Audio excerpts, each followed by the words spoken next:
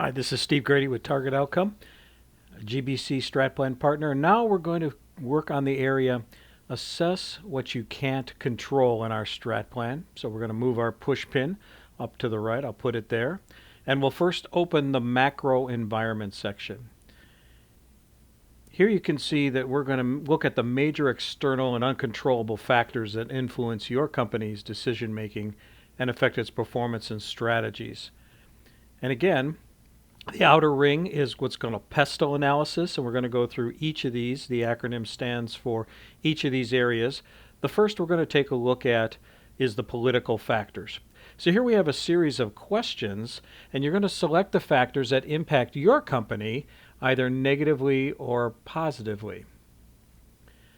And this is going to vary for different companies in different industries, and you can see that we give you lots of choices here to be able to understand what's going to impact your business. As you can see, we're scrolling through the question mark area to give us some prompts in terms of what we want to take a look at. The E in pestle, the second E, the first E, is economic conditions, and you'll pick some factors there. Next is socio-cultural factors, and you'll look at the factors there. Now, of course, as always, if there's something particularly custom or unique to your business in this area, you can add a custom field, type in what that might be, and indicate whether that's a negative or a positive factor affecting your company.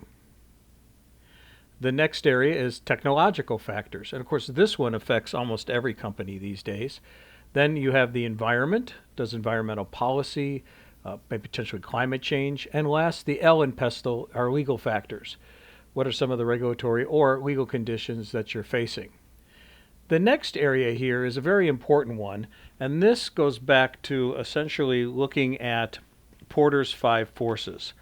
Michael Porter wrote some incredible work on the 5 competitive forces that shape strategy. He's a Harvard business professor. If you haven't read the material, his background, I urge you to do that. It's one of the fundamental tools of putting together good strategy.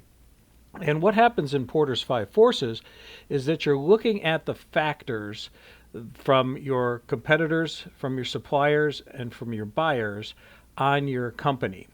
And here you can see in the StratPlan tool, we list different factors that may be impacting your business. Here we're looking at the competitive pressures, right? Factors resulting in a strong competitive pressure, or here now I'm highlighting factors that would result in a weak competitive pressure. And again, if you have an additional, I'm going to type in one here, an additional factor resulting in strong competitive pressure on your company, you can put that in here. So again, it's really important to think this through. The factors that are listed in the tool are a great place to start. And so for each of these, you can see we're going to look at new entrants, look at suppliers, look at buyers, look at competitors in this area. Now the next step is we're going to look at the competitive landscape. So when we hit the question mark here, we can look at the rough positions occupied by our different competitors. So you click the new button to add in different competitors, and you can see we're going to map this. The x-axis is where they're regionally located across the bottom, and the y-axis is looking at price. In this case, we decided to just use price, and what their positioning are in terms of, are they a low price provider, high price provider, what geography do they play in, and what's their relative market share as indicated here by market size.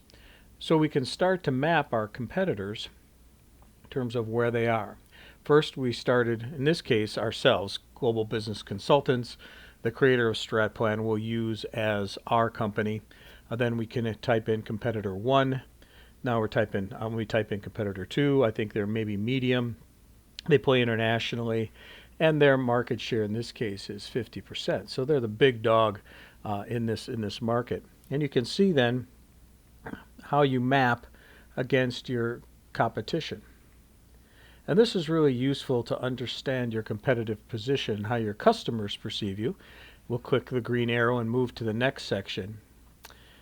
Here we're going to analyze the rivals. So anyone offering the same products or services, assess them, and then you can click on each of your rivals and complete the assessment for each one of them. So let's start it with competitor 1. First, we'll take a look at what is their current strategy. So what's interesting here is understanding what your competitors do is key. So what kind of investments are they making? What's the basis for their competitive advantage? What are the competitors' capabilities to potentially acquire new capabilities? What are their objectives in terms of what is it the extent of their having success financially and strategically? And lastly, this is a really interesting one. How does the companies or your competitors' top managers think about their strategic situation? So you can do this for each competitor. And this is a wonderful exercise I've done with my clients to really kind of dig in and be in the mind of their competitor, how they see themselves and their world, and how do they see our company as a competitor to them in their world. It's a really way to sort of put the lenses on, a different way to look at the marketplace through the eyes of your competitors. Some of this is difficult information to get. You may have to make certainly some assumptions, but I think it's a fascinating exercise. All right. And now factors driving change in our industry. So here you can see changes in the long-term growth, different diffusion of technology, different behaviors are indicated here. And again, in all cases, you can check on some of the behaviors that are there, but if you don't find one, I'll click on New here, and I'm going to add a different technological change and manufacturing process innovation. For many, many companies, Target Outcome works with tech, software, and manufacturing companies. We spend a lot of time there because there's always something new happening in technology and processes. And so to finish that off, you can see now that we've finished step 2, and now we're going to move on to step 3. We've finished 2. You can see all the boxes here have their green dots, so we've completed that analysis. And so now we're going to drag our little push pin. Let me grab that, and I'm going to put it down into section 3, where we can show where we're going to finish off here. Sometimes you got to get it above the fold. Here, I'll drag it to SWOT analysis, and we'll start that in our next section.